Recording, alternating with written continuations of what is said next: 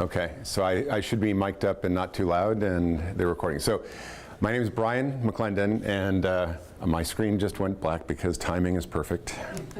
Come on. There we go.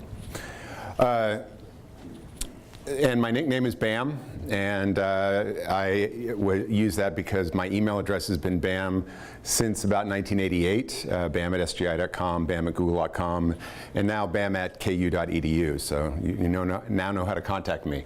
I'm going to talk today about self-driving cars. I have some experience and I've hung around experts. I can't swear that I'm an expert myself, but I did learn a lot in the process, and I think I can transmit some of what I've learned. So for background, I grew up in Lawrence, went to KU, got an engineering degree, got excited about computer graphics. I spent 10 years designing graphic supercomputers, a company called Silicon Graphics. So if you've seen Jurassic Park, it was actually in the movie itself, but it also rendered the dinosaurs in that first one.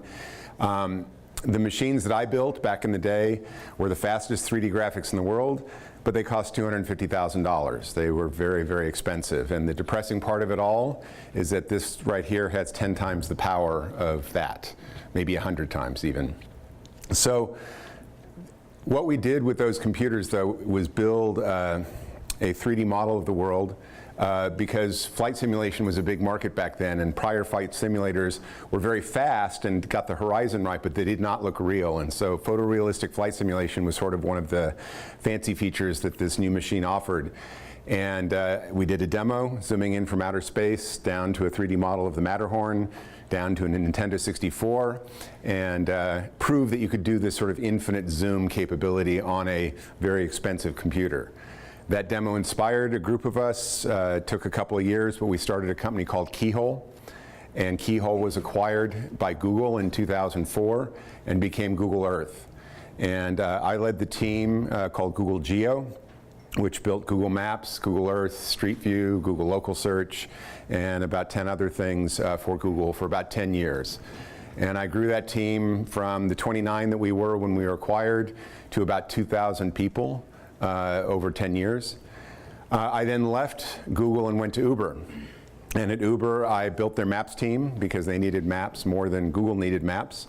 And I also led their self-driving team for about a year, and that's where all this comes in. After that, I led their machine learning and business platform group for a year.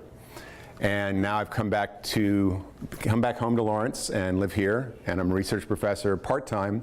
I do have office hours, and you can sign up if you can get the link and ask me, and I'll send an email to me at bam@ku.edu. But today I thought I would talk about what I've learned about self-driving cars. And there'll be probably a little bit of a maps component to it because I come from that background. So to start, the history actually precedes this. Right around this time, 2006, 2007, DARPA had two grand challenges. One was this out in the desert, can a self-driving car work? And it was mostly kind of, not a disaster, but it showed how hard the problem was. There was almost nobody succeeded, and there was all sorts of interesting failures during the first grand challenge. The second one, the urban grand challenge, produced several successes. This was 2 years later, much harder problem, and several research groups, including Stanford and Carnegie Mellon, Volkswagen helped, built some cars that really, did a pretty good job and proved the viability of self-driving. At Google, we were working on Street View, and this actually intersects with how self-driving works.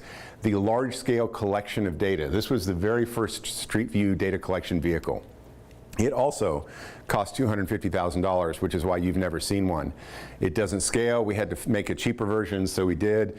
And eventually we collected, for mapping purposes, about 40 million miles of pictures every 10 meters.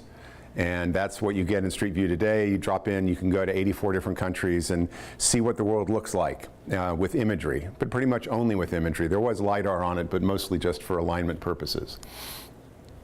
So autonomous driving is a very hard problem, and I'll talk about each of these pieces in some depth. So data collection, Street View is an example of it, but it's much, much more complicated than that. Mapping, what maps do you need for self-driving and how do they differ from the Google Maps that you use every day? Perception, how do you recognize the world around you, and or how does the car recognize the world around it? And what are the kind of mistakes you can make? Prediction, well, once you see the world, you have to know what's going to happen next because you're about to make a decision about where to drive. And so how can the computer predict where each of the objects that it recognizes is going to go, and then what is a safe route to follow in between? And so planning is, once you've predicted what everybody's going to do, what are you going to do next? And so those are the 5 big steps in autonomous driving. So for data collection,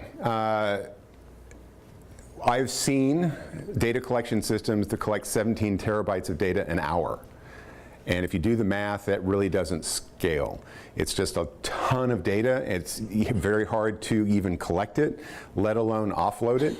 And so, I've simplified versions of that are down to a terabyte, and I've heard rumors that Google is more on the order of 50 to 100 gig an hour. And that's still a huge amount of data.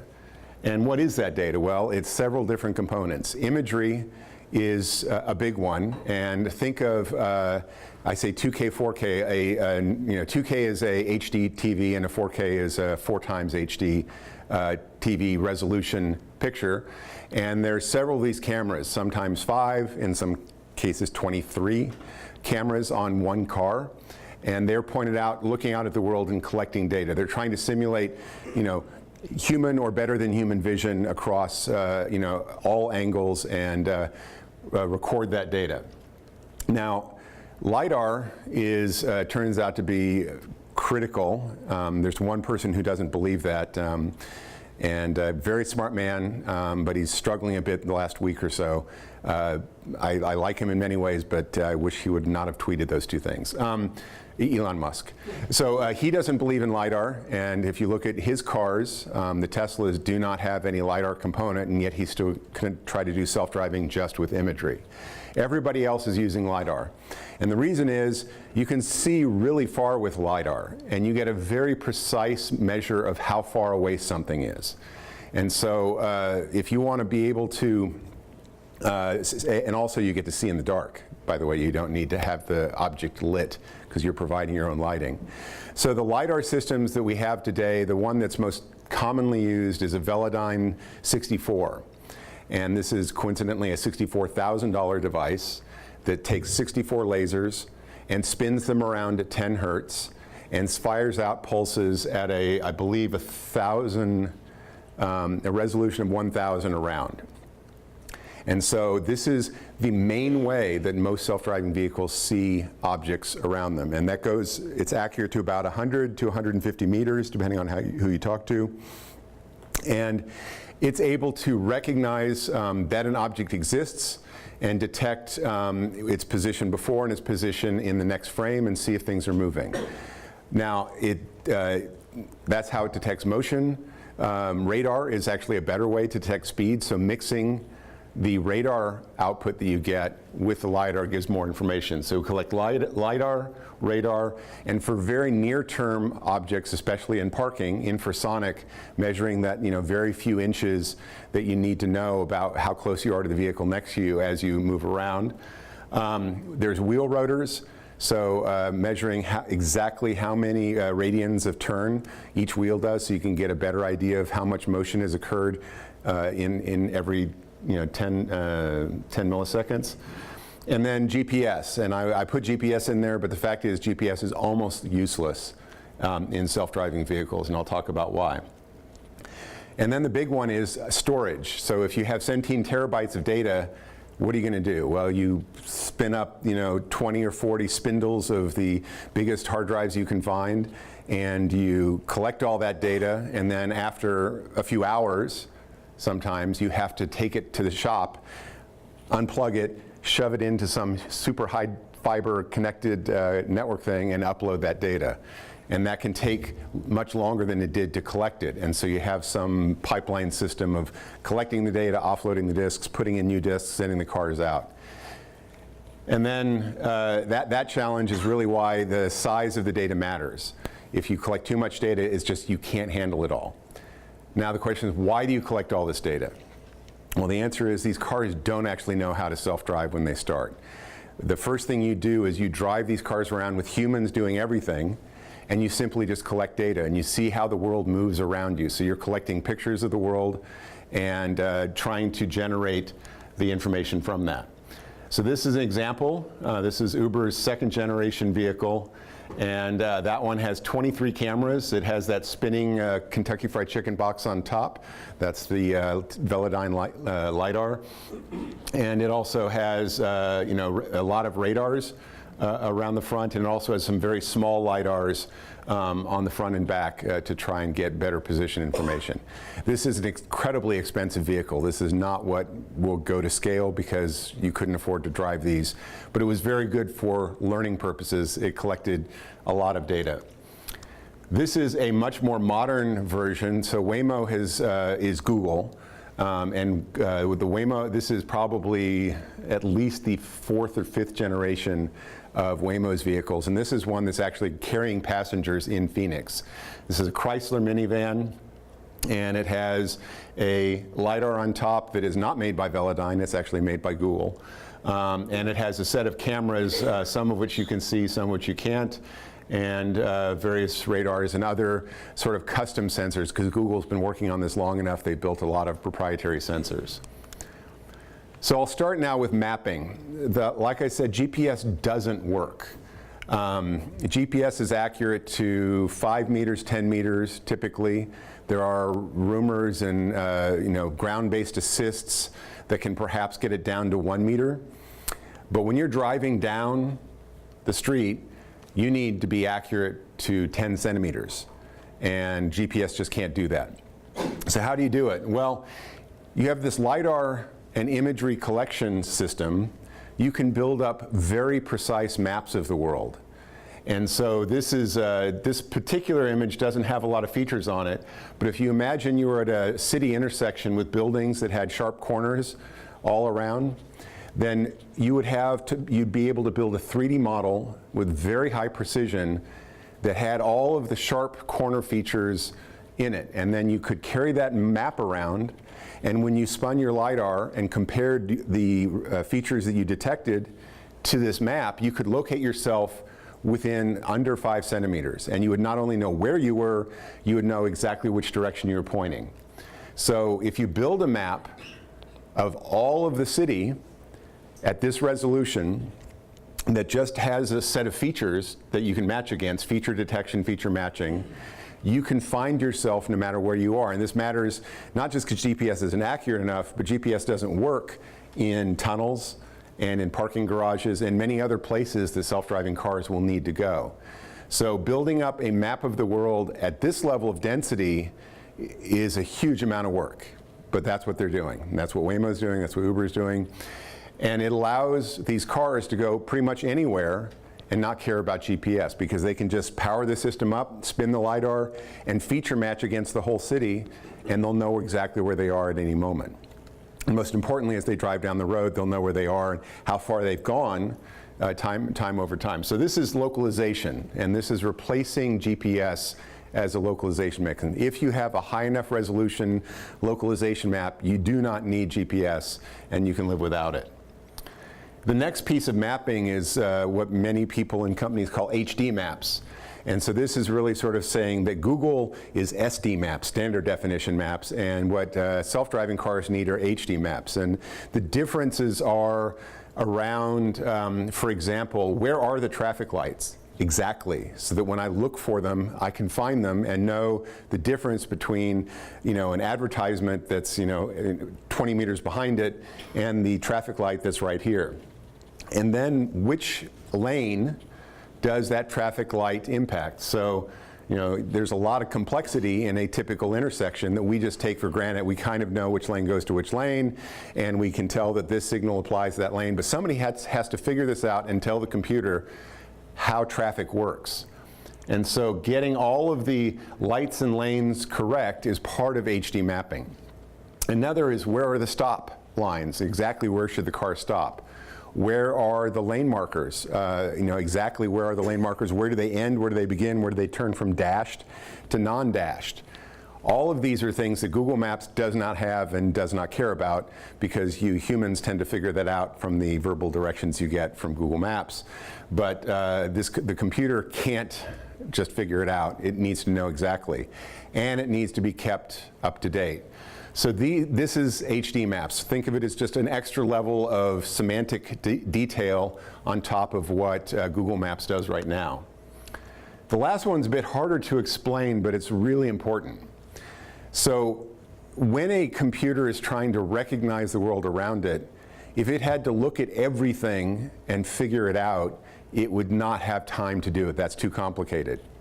So if you have this high-density map of the world that you've already labeled, and you've already looked at this, and you know that this is roadbed here, that's curb, and over here is some bushes, and you know none of this matters, you get some software that labels it, and now you have this background. And you can say, this background, we can just subtract it from everything that the car is looking at. And if the car sees anything that matches this background, throw it away, because it's not moving, it's not interesting, it doesn't affect anything about how objects in the world are going to move. And then it can just look at the one person that might be standing at this corner who was not there before, and focus entirely on what is it, what's it going to do, and how can I predict it. So background subtraction maps are the third aspect of mapping, and they take a lot of effort because you have to label everything in this picture and get it right and decide whether it's something that should be subtracted or should not. And so if we had been driving around and there had been 5 people standing at the corner, or there had been a car parked, we would have to know that those are things that move, or that they, when we come back and map it the second time, they're gone. Those don't count, because you can't subtract that car, because it might suddenly start moving the next time we drive by. So background subtraction allows the computer to spend all of its time focused on perception, which is honestly the hardest problem. Now we've got these cameras and we've got this LiDAR, and we got to figure out everything about the world around us. And there are a lot of things going on in a typical traffic scene. There are a bunch of cars that are sharing the road with us. There are pedestrians. Some of them are on sidewalks. Some of them might be about to jump off the sidewalk into the street. Some are about to go across a crosswalk like that. And there are also bicyclists, motorcycles, and then there's everything else. There's the baby carriage, there's the dog, there's the bouncing ball, all this mysterious stuff that you also have to at least recognize as a thing that you don't know what it is. And we'll get to that in a bit. So how do you figure this out? So the first step is called segmentation. You take your picture and you try to figure out which of these are objects, different objects, and how can I label them? So how do you separate out that this little sort of sparkly yellow thing is a human over there on the right? The picture this is mostly a LiDAR picture. But the advantage of having cameras and LiDAR together and recording both means that you can use humans to label this data. So remember, we're not self-driving yet.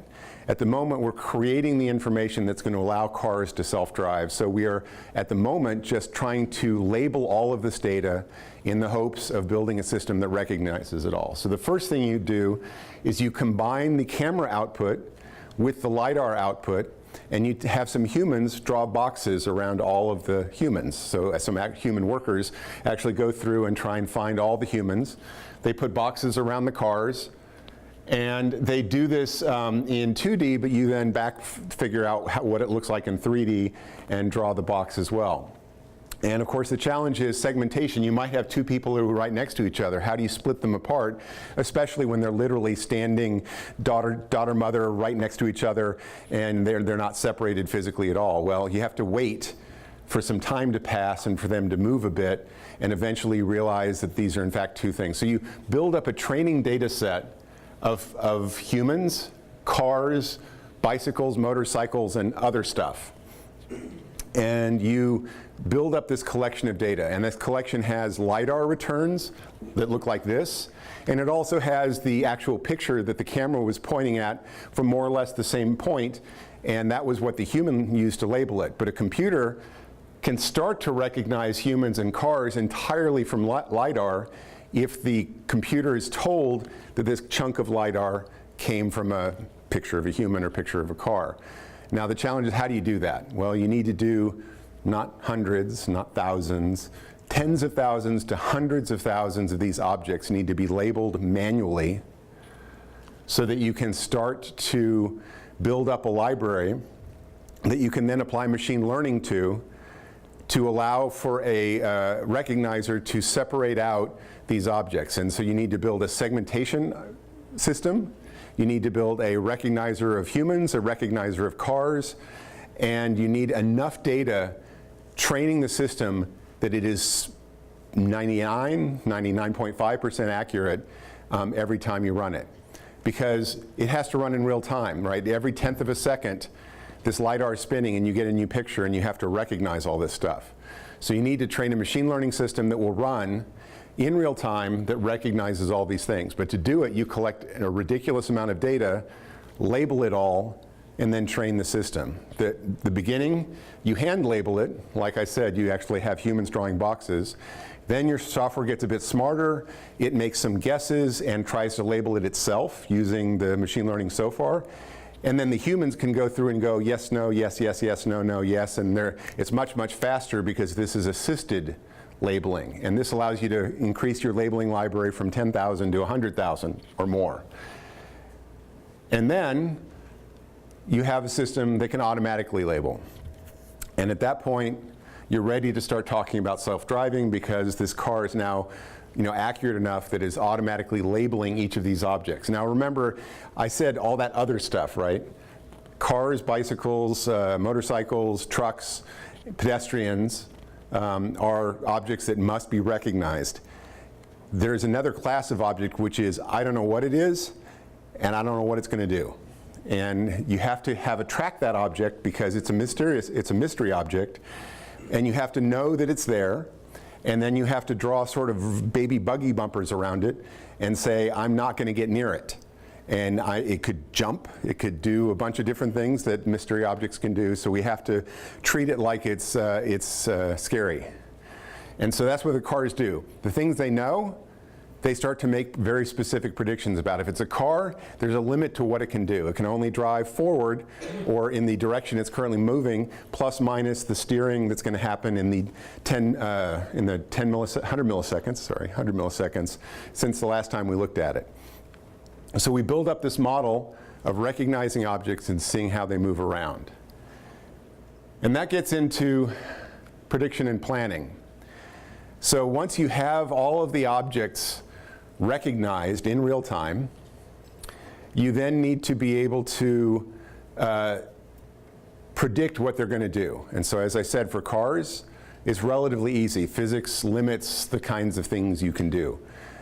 For pedestrians, they usually walk in the direction they're walking, and if they're staying still, they usually stand still.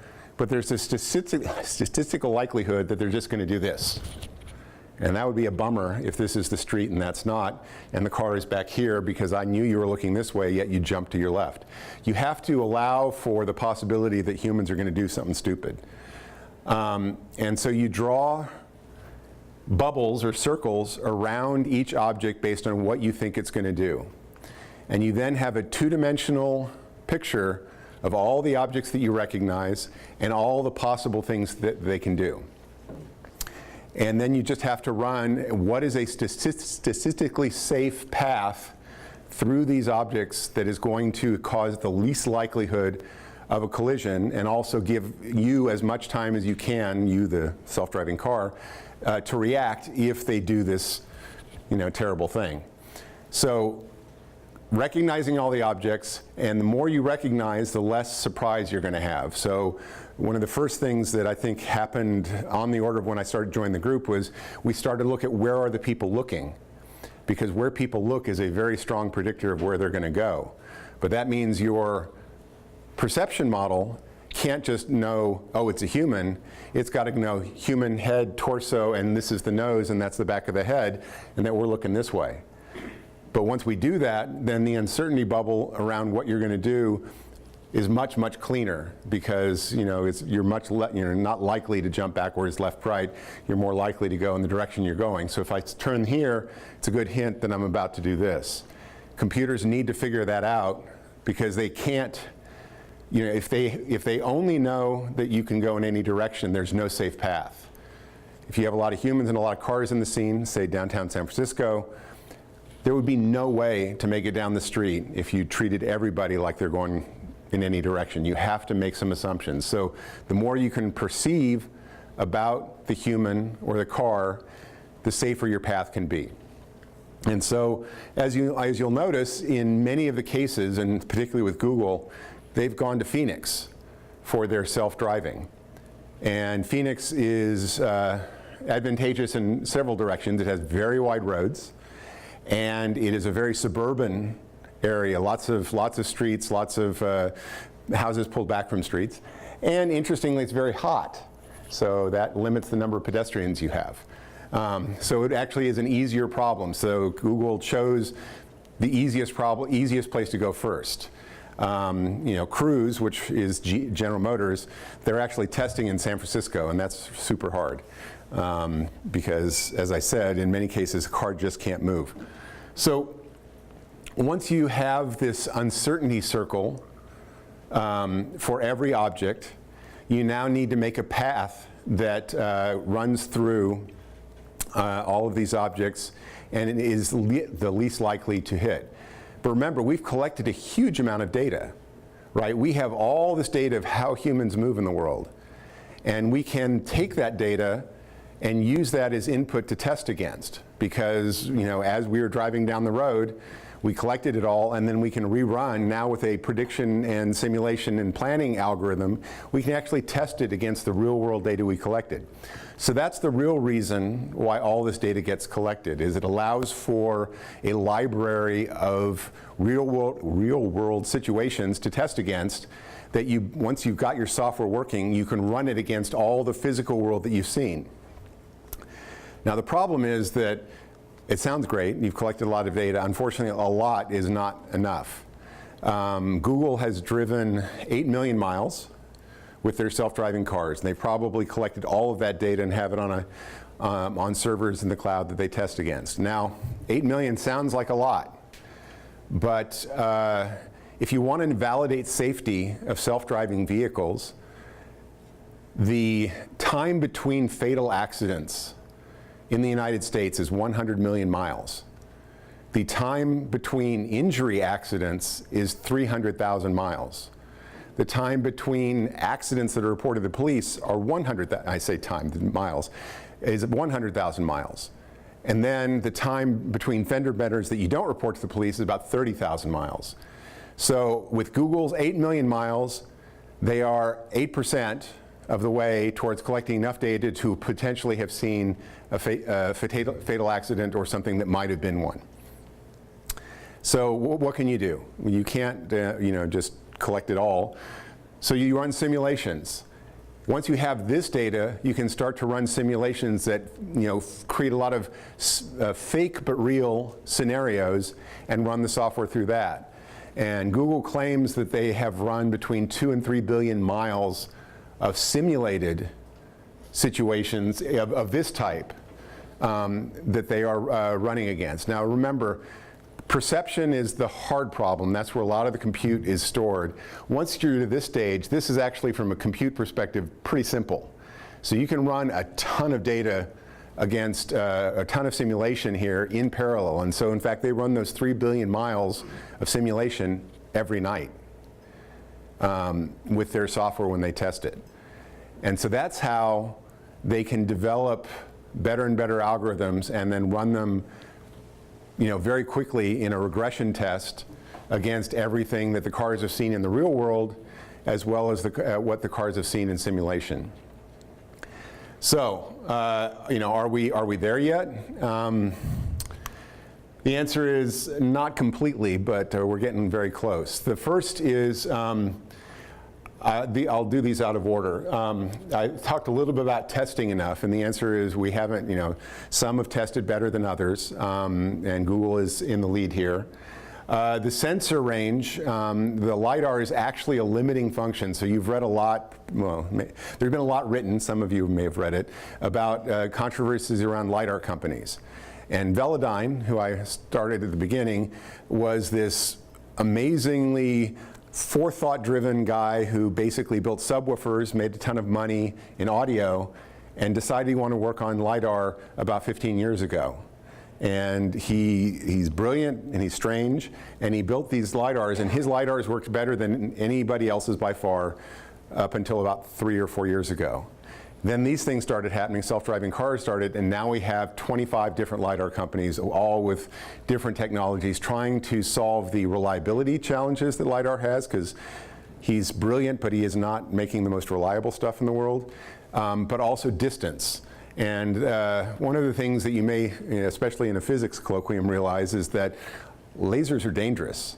And spinning a laser around and pointing at everything is actually quite dangerous. And so that's the reason it spins, by the way, is it's never pointing in one place for any length of time, in particular your retina.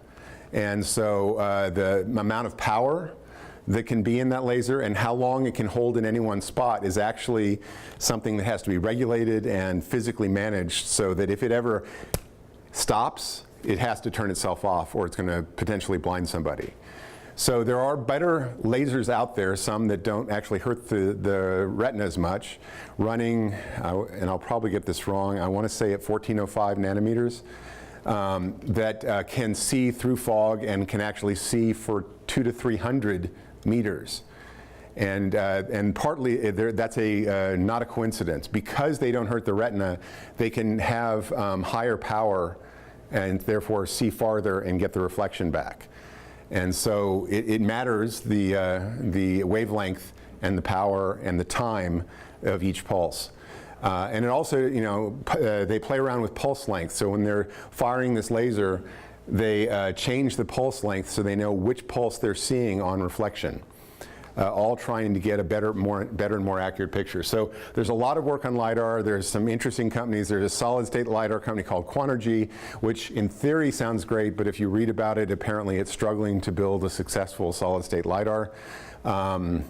We still seem to be stuck in spinner land, and there's a lot of companies trying to build something better than Velodyne. And it does matter because $64,000 for a single laser does not make for a scalable solution for self-driving cars. But I will talk a little bit about how it still works in the short term. Partial capabilities. So because of the LiDAR not being able to see far enough, the idea of an unprotected left turn doesn't work.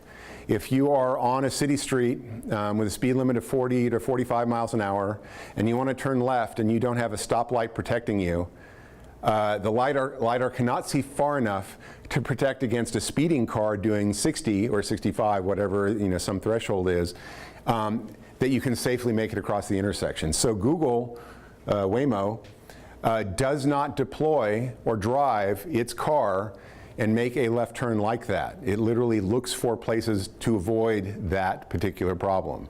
And that's not unique to Google. Other companies have the same problem.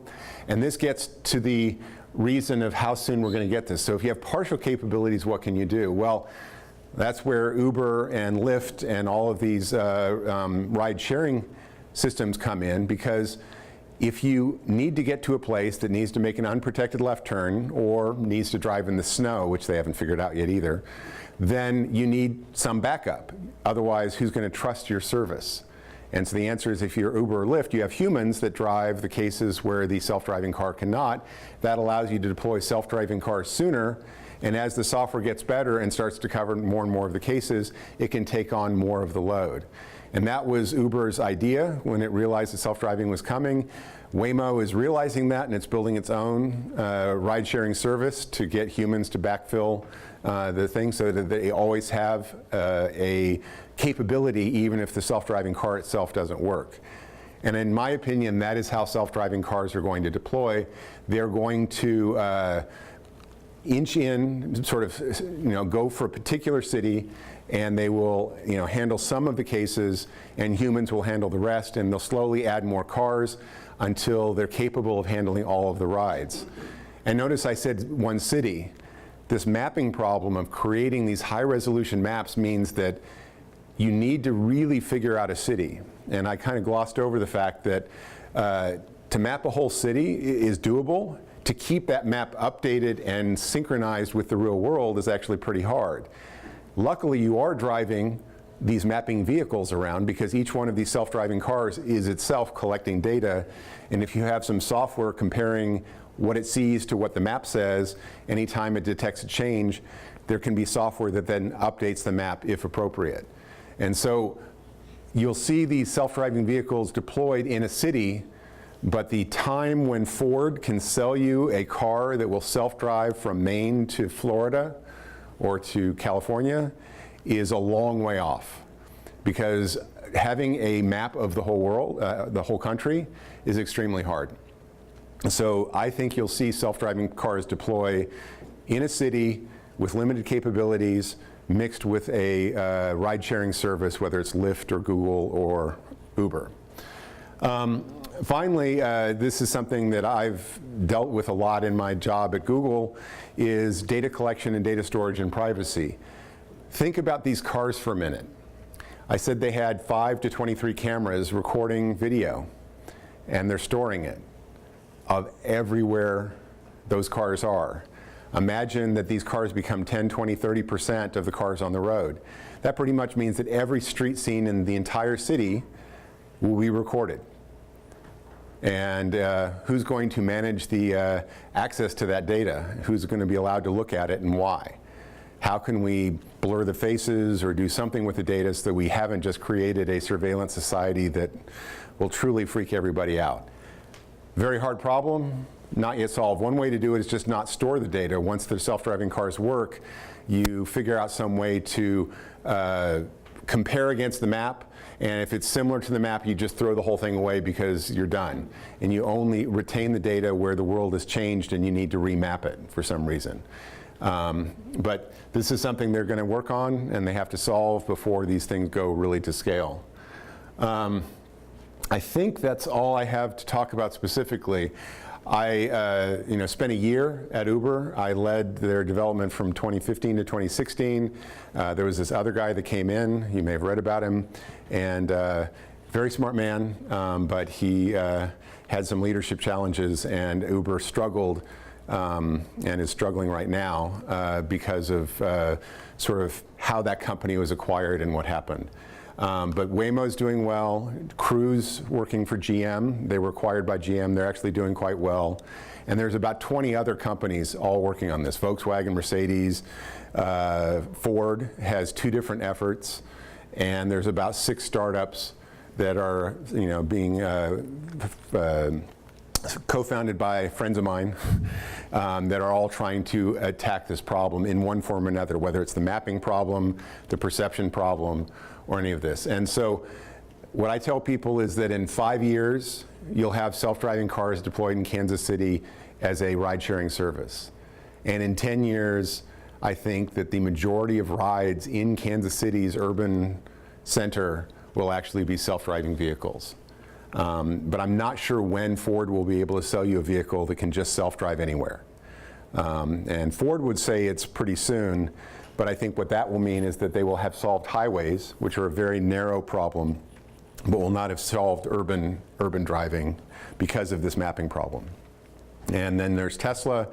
Tesla is already has autopilot, which I've experienced. It actually works pretty well. The first version scared the hell out of me. You basically were holding the steering wheel like this, but it's gotten a lot better and is able to handle highway driving just fine. There's a Cadillac thing called Super Cruise that is effectively equivalent to Tesla autopilot, and it handles lane keeping, highway speed adjusted based on the car you're following, but can't deal with a stoplight and doesn't try. It's really just for highways. So that's what's out there now, but it's coming soon, and I think that the next slide would have been Q&A. So I'm happy to answer any questions and talk about anything. Thanks. Questions? What's the model for dealing with roadworks? With? Roadworks. Roadworks. So yeah, so that's keeping the map up to date as the work on the road changes. You have to, for one, have to have a general model for what to do when you see the orange cones. Right, and so Google is able to recognize orange cones. It's actually able to recognize a policeman directing traffic and know some of the things that it's able to do. Something I didn't talk about is remote access control or advice. So if a car hits a situation that it can't deal with, can't recognize, is stuck, then you could drop in a teleoperator who looks at all of the pictures that the car is currently seeing and realizes, oh yeah, that's weird, but if you just drive this path right here, it's safe, so go ahead and do that. And so you could use humans in a remote location to give advice to the car. If the network's down, you're hosed, bring a tow truck. And that's the current state of things. But road work that is regular and repeated, you need to update the map and say this lane is closed for the next, until further notice, and realize this is only a 1-lane instead of a 2-lane wide street, and figure that out. So that's one answer. Yes? So regarding the uncontrolled left turns, if there's an intersection that has some periods of time where it's a controlled left turn and somewhere it's not, will the cars avoid that left turn completely still, or will they just wait there and make everyone wait behind them until it gets to the controlled turn signal? I think that if they're going to be polite drivers, they will have to avoid it. In the case where it's a timed thing, where during certain times of day it's controlled and other times it's not, then they'll learn that schedule and use it or not. But if it's in a case where it's flashing flashing yellow arrow or whatever, then they just can't afford to use it, because they could end up blocking traffic in that situation. I'll go way in the back for the next one. Sometimes when we drive, we communicate with other drivers, which facilitates our driving. Yes. Like we reach to a crossroad, we say wave hand, okay, you go ahead. Mm-hmm. So are like these cars in this sort of situation communicating?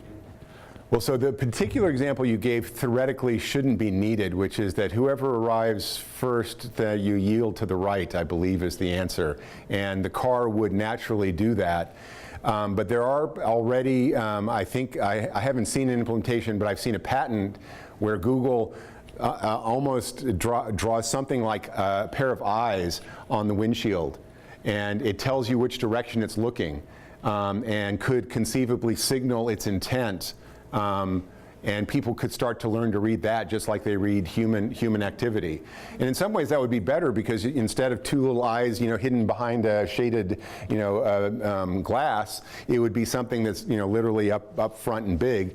That might be a better way of communicating with other human drivers. And by the way, we'll always have to deal with humans on the road, because we could replace every car with a self-driving car, but we're not going to replace bicycles and motorcycles. Well, hopefully we'll replace motorcycles, but you're not going to replace bicycles or pedestrians ever. So you need to be able for those folks to recognize the intent of self-driving cars. Unix, yeah. So are these companies interfacing with the cities in which the city administrations in which they're working to make more self-driving car compliant roads, construction, traffic signals? I know in Germany they have some highways, there's 1 or 2 highway stretches with weird markers on the side of the roads. It's like a test stretch. So I have an opinion that may not be totally compatible with my future career, but waiting for government to do something is usually a flaw. Governments move very slowly, and self-driving is going to roll out faster than any sort of wholesale change. The one counter argument is in Singapore. It's basically 20 square miles approximately, and it's totally in the control of an autocratic government. And if they just want to paint the roads whatever, they can do that pretty quick. And Singapore is very, very active in this area, and they're trying to work on it. But if you're going to work in the United States, which is likely first deploy and likely where the money is, then you're going to have to solve living with infrastructure that's not going to change for you. There are feeds from certain cities. Certain cities already put up all road construction that's going to happen, saying this road is going to get construction, but they don't give it down to the centimeter. They kind of say, over there, you know, good luck. So there's nothing that's sort of yet self-driving compatible communication. But I know these companies talk to the cities. I've talked to cities in my position there with just trying to get them ready for these cars coming on the road, and how to deal with the issue, for example, that the car is stuck and just like it's thrown up its hand saying, I have no safe path. And you know, I turn on my yellow flashers, somebody has to come get me, and that's life. We have to get the cities used to that happening every now and then. Yes? I was curious about the set of unclassifiable things Mhm. that might come across, because it seems like there'd be a large ethical map to make there. Your response as a human driver is very different if it's a ball or a squirrel or a Mhm. cat. How on earth do you program fast ethical decisions, and is there any uniform standard about whether the squirrel goes? Yeah, so the squirrels are a really good example because there are a lot of squirrels. And they do. Go, in my opinion. But you know, I don't know about you, but I'll brake for them to some degree, but I'll always be looking in the rearview mirror and making sure I'm not freaking anybody out by braking. So the real question is, you should probably always brake, unless braking for this mystery object that might be a squirrel could cause an accident with the rear end. And to be honest, you know, Google in particular, Waymo, they've had 13 accidents. 12 of them were rear ends by other drivers. Because you know, they weren't paying attention, and this car and the Waymo car tends to stop more frequently than is expected, and so they weren't at fault, because whenever you're rear-ended, it's, you know, it's their fault. But in general, this is a big issue: is how do you trade off, you know, risk ahead of you versus risk behind.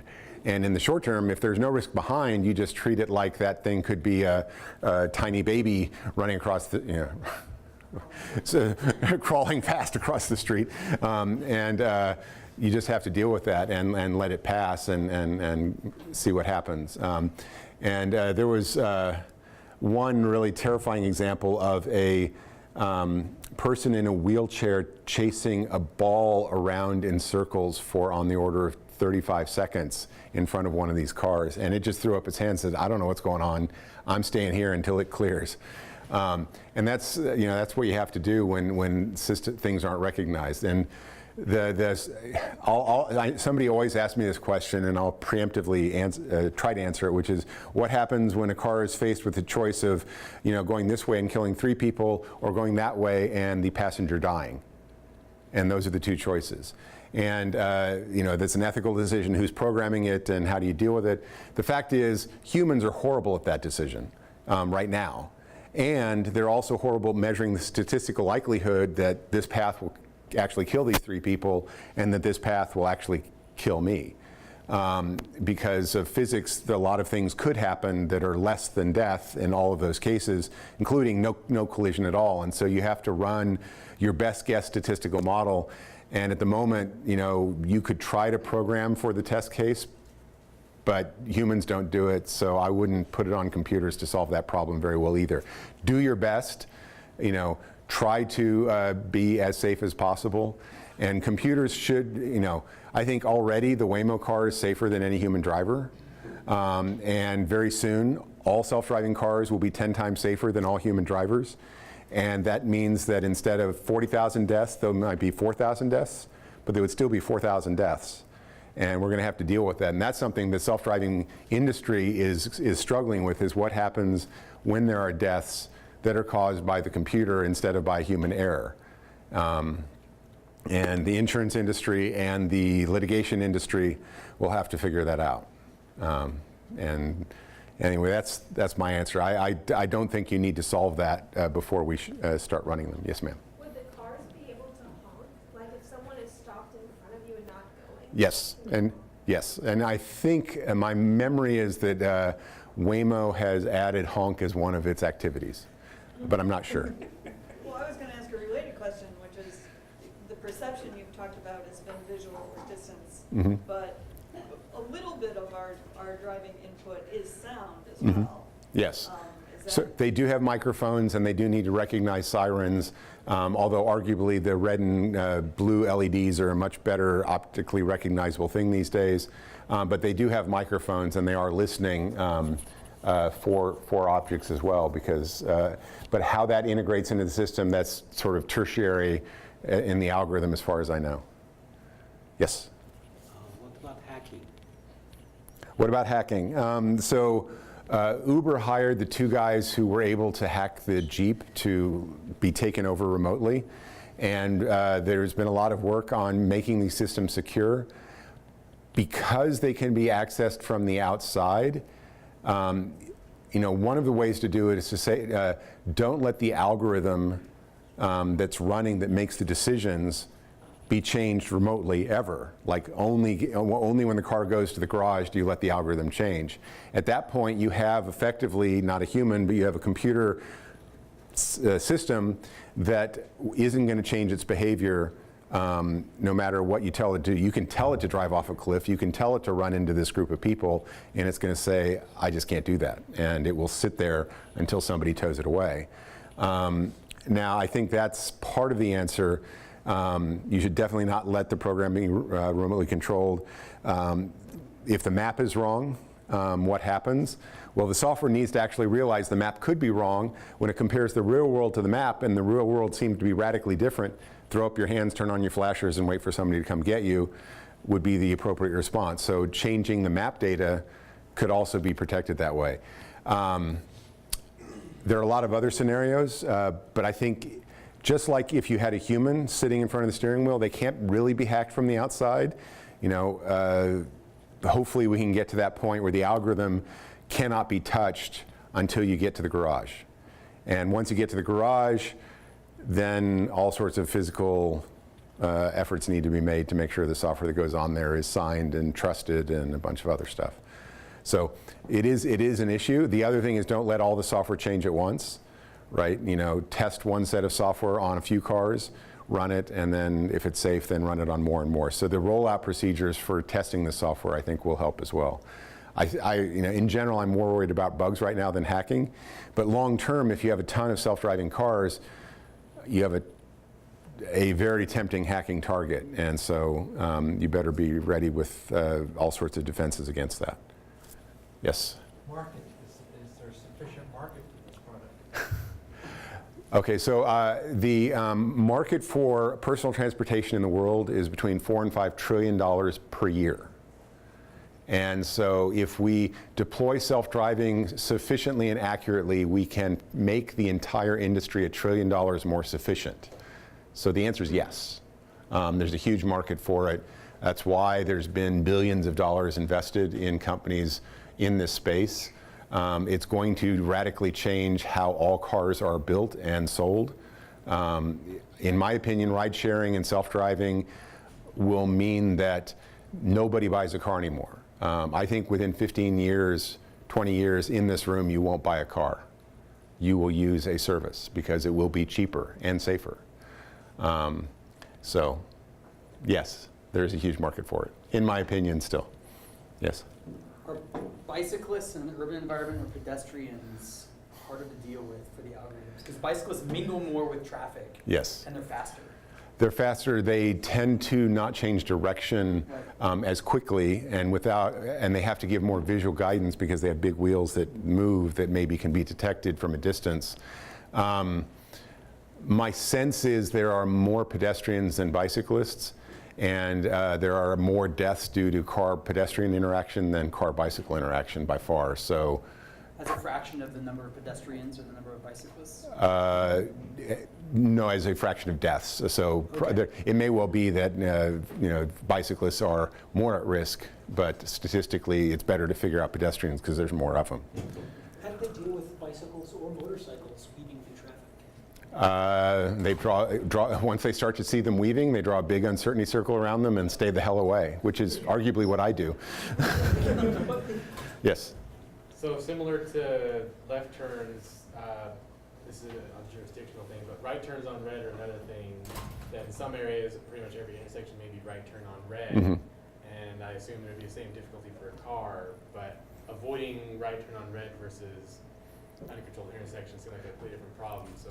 Well, right turn on red is much easier than unprotected left turn because you don't have to see, the car, the time you enter the intersection, there's one lane and you're going in the same direction at the same speed, whereas in the unprotected left turn, you actually have two different problems. You have the oncoming traffic that can T-bone you, and you also have traffic that's 3 lanes away that way that you have to be able to see to get in front of at speed. So I think that actually right turn on red is a much easier problem than unprotected left. And you have to know the traffic rules to know what's allowed and what isn't. And if you don't take an unprotected right turn, you have the same problem that you'll get honked at and block traffic. But I think my understanding is that they're not worried about that. Yes? So you mentioned snow is an issue. What is the main problem and what are the possible solutions? Snow is an issue. For example, for mapping, many of those features that you detected have moved, grown, or shifted because of snowdrifts or ice or whatever. The road is harder to recognize because you can't see the lane markings necessarily. And in fact, the path that the tires have made on the car may not line up with the road at all, yet you should probably use those because they're safer than forging your own path. So all of that has to be done. There are people working on it right now. There's a test track in Detroit, and all of the manufacturers send their cars up and are trying to learn that right now. But it is a harder problem because of what you can't see. There's also the physics of the predicted stopping distances and turning safety are completely different and not consistent. Like your turn seems safe until it hits a patch of ice and you slide this way. You have to be able to handle that scenario and do the right thing. But debatably, that's a more well understood problem because humans driving today have that, and all of the driver assist and anti-skid software is already trying to solve that problem. So, yes? How well does it correlate events? As in, if it sees like a ball bouncing this street, does it know a kid might follow? I don't know. I would say that it certainly could do that, but you'd have to see a lot of data, or you would literally have to heuristically program that in, saying if ball, then get worried. So, which is arguably what humans do, right? They don't, you don't see the ball. I mean, you don't see any human, but you figure it came from somewhere. So all you can really do is just get worried, slow down, and so remember, physics says that kinetic energy drops very quickly as you reduce your speed, and the last, stopping the last, 10 miles an hour is actually trivial. Can stop in very short distances. So once you're moving slow, you can handle almost any scenario. It's when you're driving 35 or 40 that you need to, get slow. So Yes. One last question. Will they do? Currently can they handle like a power outage? Will they just change to stop signs, or would they just shut down and if traffic lights are on? I think they know to treat if there's no lights at all. Yeah, like if the power goes out around here and the lights go down. It's fairly. I don't know. They're testing in Phoenix where that doesn't happen very often. But I would say that if they know that a light should be here and it's dark and all of them are dark, then they would probably treat it as a stop sign and assume that all other drivers are treating it the same way. But probably with more paranoia, because other drivers may not be as clueful. So can you tell us something about the self-driving planes and how is this connected with cars? And can you tell us how the physics and astronomy, measures here for, can you, participate, or is there any prospect for physics? So there are two different questions. Self-flying cars. So at Uber, we got excited about them. There's this thing called Uber Elevate, which is trying to drive self-flying cars, because if you integrate a very high-speed car into the transportation system. Uber, because it can handle the last mile and the first mile, can actually be a great part of that service. It turns out that with the new batteries and with electric rotors and drone-like behavior, you can fly 200 miles an hour for 200 miles. And this could radically change commuting in the Bay Area, for example. So we're very excited about it. And self-flying makes it a 4 passengers instead of 3 passengers opportunity. And so there is a lot of work on this. Boeing and Joby and like 2 different or 3 different companies that Larry Page is invested in are all working on this in some form. And again, predicting Dubai will be where this gets deployed because they just make their own rules, and they have a very controlled environment and they have a lot of money. So I would bet you would see these things deployed in Dubai within 5 years. And so again, it's battery technology, and software has gotten a lot smarter. Actually, KU has a radar company that Zhongbo Wang started, called now AI Einstein. It used to be called Aerotenna. But I told him that if you put the words AI in it, it gets funded much better. And he raised a lot of money. So I don't know if that's correlation or causation, but in any case, he is building some radars for both self-driving cars and for self-flying drones. So that's a KU connection very nearby. They're in the West Campus in the BTBC building. I think they're in BTBC. Anyway, so what can physics and astronomy majors do? Well, I can safely say that when I joined Google, Wayne Rosing, who was the VP of engineering at the time, and others following him have basically said that physics majors are the best people to hire into Google for programming because you guys understand everything. So best programmers, best performers. So we were always excited when we got a physics student. So, learn programming. I know you all do, but you have to, and because everything depends on it. And once you know that, you can kind of do anything. That's about all I got. Astronomy, I'm a big fan. There's all sorts of cool stuff coming. You guys are you have a revolution of your own with stacked imagery and all sorts of very high resolution sensors out there, and simulation and some very fancy computers. So you guys are doing way better than we were back 25, 30 years ago. So this may be going to be an unpopular question, but as someone who's going to get a physics PhD, if I wanted to apply to a programming job where they say computer science majors and I don't have a computer science degree, what is one to do? You say, I can program, come and let me prove it to you. That's fine. KU hired a lot of physics majors that had no CS. Anybody who says CS as a degree is kind of too restrictive, and Google was not, Google might have been restrictive in other manners. They tended to love Stanford grads a little bit too much. But in general, we had a lot of different degrees, engineering degrees. Chemical engineers make great programmers if they know how to program. So, could be anything. Okay, Can you be a little bit specific about more specific about the programming? What kind of programming skills? Well, I mean, to be the best programming skills are being able to develop a top to bottom, a front end, back end systems that allow you to operate, whether you're doing server side programming, front end programming, because it turns out a lot of what you do will be actually good user interface on simulations or something that you run. Being able to build systems with other people. So you hacking yourself in a demo is only a tiny bit of the problem. 4 of you working on a big programming project together and developing a system where different pieces have to match through interfaces, and the interfaces are documented, and you have a test suite and regression tests, and you have a deliverable, and your professor grades you on whether it's good or not.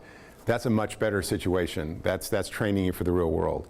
So an individual one-off project only gets you part of the way. You really need to have a bigger, something larger than yourself, because in software development, you're always going to work with other people, whether it's in a team or all that open source code that you have to pull down, figure out, and then change because it isn't quite right. You're going to have to work with other people and other people's code, so get used to that idea as you develop your software. So. So, thank you. Let's thank Bam here again. Thanks.